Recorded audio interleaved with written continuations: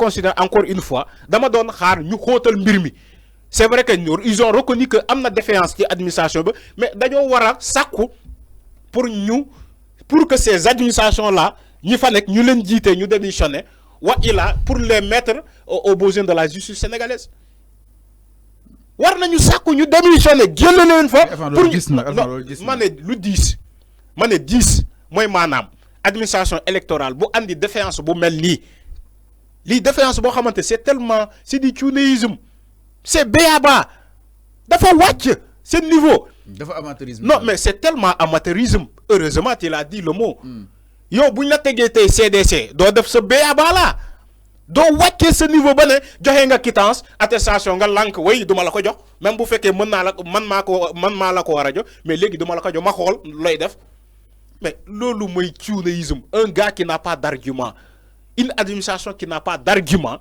mooy andi l'argument policier teg ko sa buntu mais c'est quelqu'un qui n'a pas d'argument joxe nga quittance oui nangul na ni que joxe nga quittance nangul na ni que récupérer nga xaalis waajooju mais pour joxe l'attestation nga jël l'argument donc de jaay doole barricade andi ay policiers mais loolu nit bu ko defee ci administration un service public dañ lay war a jëlee fi nga nekk ba pare jëbbale yoon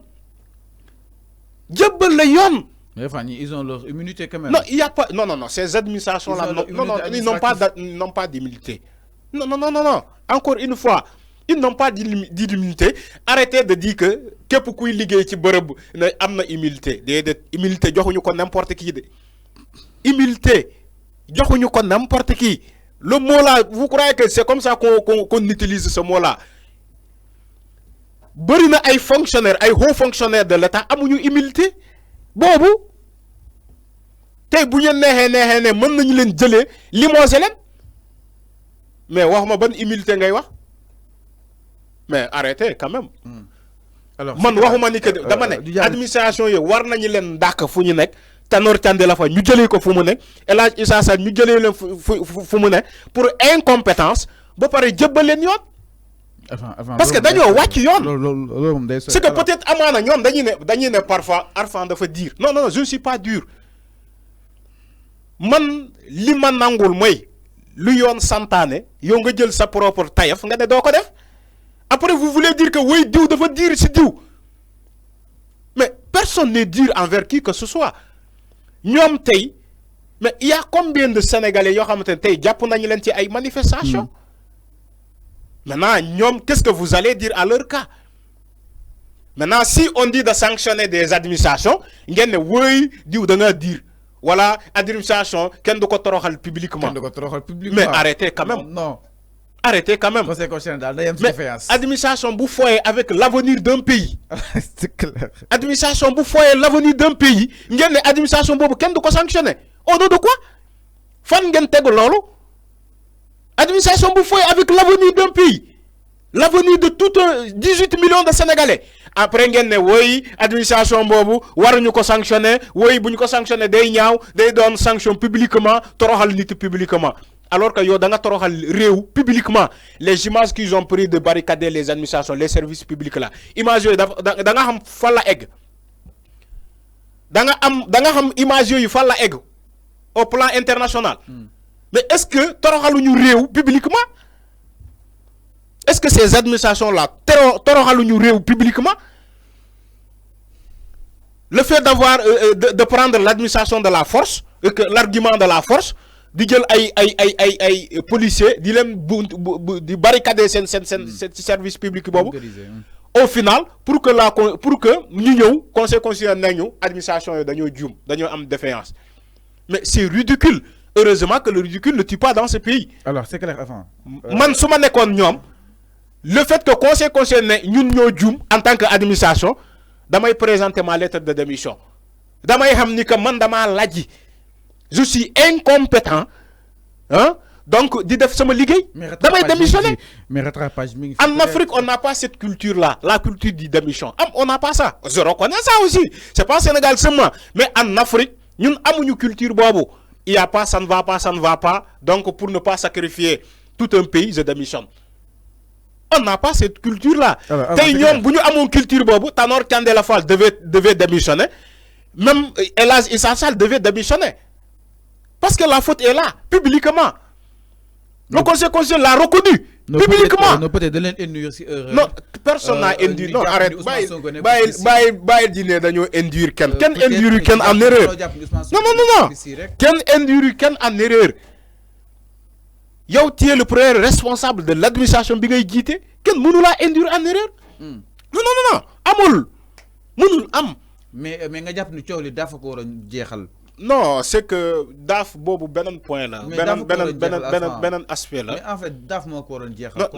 non yow daaf c'est que nee naa da nga may invité ci beneen débat boo xamante duñu fi jógee. xam nga le cadre de la daaf beneen part à part la beneen chapitre la.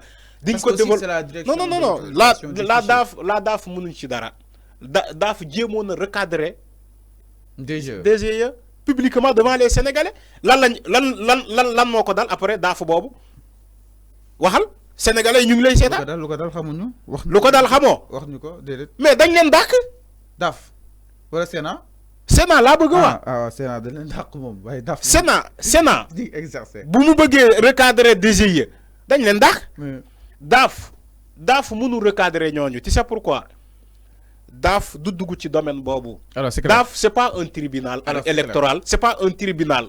daaf administration la un tribunal électoral. mais administration électorale la. administration électorale la. daaf aussi mais administration est-ce que daaf mës na taxaw ne la Ousmane Sonko nekk ci fichier électoral bi. mais dañoo barricade. voilà. xamuñu. daaf musul wax loolu. alors enfin ñu jàll exactement si le dossier béton c'est-à-dire dossier bi nga xam ni itam taxoon na diggante ak Mame Mbaye Niang ak ki nga xam ne que moo di Ousmane Sonko si mbiru Prodac ak li nga xam ne que moo di 29 milliards yi mu nekk dossier boo xam ni mu ne wax donc Ousmane Sonko du ko mës a fàtteeti franchement parce que problème mi ces ennuis peut-être bu Adji Sarr bi sax peut-être tëj nañ ko jàll nañ si leneen mais Mame Mbaye Niang enfin waxoon na fi nii. sama dossier rek tëj na wala kon gànkal na Ousmane Sonko li nga xam ne que mooy justement bokk teefam jëmale si présidentielle atoupa 2024 alors tey mu ngi ko doon wax peut-être kenn gëmu ko woon mu ngi ko doon wax si plateau Faram Facce bu Pape Ngagne Ndiaye ñëpp ñu ngi ko doon reetaan que ni Mame Mbaye Niang dafa bëgg ñëwaat yow sax soo na ko xamee woon que ni Mame Mbaye Niang dafa bëgg ñëwaat waaye dossier mënta téye ki nga xam ne que moo di Ousmane Sonko bañ a bokk parce que jàpp nga ni diffamation gars yi sax da nga koy régler à l'amiable. C'est à l'amiable comme ça benn franc symbolique juge bi ne leen dem na ngeen régler dem na ngeen trouver consensus jéggalante leen exactement alors tey ma ni kon Mame Mbaye Niang li mu wax nekk na lu réel enfin man j'étais étonné bu ma gisee ni Ousmane Sonko il a été retenu parce que da nga ko condamné définitif donc li maître Khoureychi Ba doon wax ñu bëri di ko dal si kawam xam na fu mu ko teg parce que c'est un homme de droit peut-être ñeneen ñi dañoo nekkoon ci sens peut-être de rassurer mais tey ñii ñëw leen exactement par rapport ak mbir yi. xam nga Serigne Fallou man damay waxaat toujours li may wax habituellement dama ne dans un pays sérieux diffamation mënul xañ nit bokk ci élection dans un état sérieux laa la wax démocratie soutenue waxuma ci ay démocratie yi ñuy gis Afrique loolu du ay démocratie loolu démocratie d'arrangement la dama lay joxe encore un autre mot démocratie yi ñuy gis en Afrique démocratie d'arrangement la loolu amul il y a pas de démocratie ci papier ci kayit way on est un état démocratique ci kayit mais sur les faits il y a pas une démocratie en Afrique amul démocratie d'arrangement moo am Afrique mais démocratie moom ngeen di gis dans les pays occidentaux ñooñu xam nga démocratie fan la tàmbalee ci ñoom fonk citoyen réew ma boo demee Amérique les États-Unis seen doom fu mu mënta nekk ci àddina ñoom xam nañu ko ils l'ont gardé en repérage bu nekkee ci ay jafe-jafe ambassade boobu nekk foofu day intervenir France seen doom fu mu nekk ci n'importe quel réew ils l'ont gardé en repérage. mais pourquoi nga départir foofu. non damay ñëw ci yow rek ils l'ont gardé en repérage seen doom bu nekkee ci ay tolof-tolof dañuy intervenir. pourquoi nga départir foofu noonu. pour loolu mooy wane que ni que pays yooyu dañoo am solidarité dañoo xam la valeur de l'être humain d'abord xam la valeur du citoyen. xam démocratie nu mu bindoo parce que ñoom ñoo créé ce mot là ñun Afrique musuñu xam démocratie après les années 1960 après les indépendances les nouveaux dirigeants après les indépendances ils n'étaient pas des dirigeants démocratiques d'après la jeunesse. L'essence du mot démocratique ne vient pas de l'Afrique, ne vient pas de l'Afrique. Moi, en Afrique, on n'a pas ces États-là, ces États démocratiques. On a des démocraties d'arrangement. Quand c'est favorable à moi, parce que moi, quand c'est favorable, c'est démocratie. Quand c'est pas favorable à moi, alors, Arfan, il n'y a pas une démocratie en Afrique. Donc, si c'est deux citoyens sénégalais. Peut-être. Moi, la diffamation de Mame Mbaye Niang et Ousmane Sonko. Je vais vous dire une affaire simple.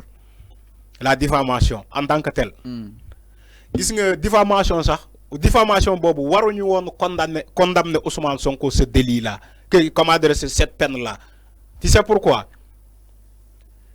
Il y a des organes de contrôle.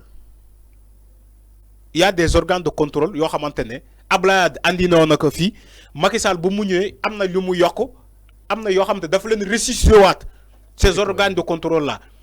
Mais on gagnerait plus de dire à Mame Mbaye Niang, on t'a cité dans un dossier de diffamation de qui de détournement de deniers publics sur le fonds Prodac, le projet Prodac. Mais il y a combien d'organes de contrôle qui sont au Sénégal? Mais il faut que nous ayons Mame Mbaye Niang d'abord. C'est-à-dire que la première des choses à faire, Mame Mbaye Niang mo wara dem organes yoyu contrôler ndax le fait amna, le fait d'abord là la wax ndax le fait amna wala amul. Mais non pas précipité pour des oui kay len andi len Ousmane Sonko ñu tejj ko wala ñu condamner ko parce que voilà ça et ça. C'est pas ça. Moi ta mané la lolu c'est pas digne. C'est pas digne d'un pays démocratique. Dans un tribunal les preuves incombent à l'accusateur. Damané. C'est Mame Mbaye Niang qui gagnerait plus mu setal deram ci affaire bobu. Tu sais pourquoi? Mom moy ministre Ousmane Sonko n'a jamais non du ma sa set mais pourtant mom néna set na du ma sa set ba abadan dayman mané ba abadan dayman du ma sa set. Tu sais lan mo koy setal si les deux parties acceptent que dossier bu dafa wara leer mu leer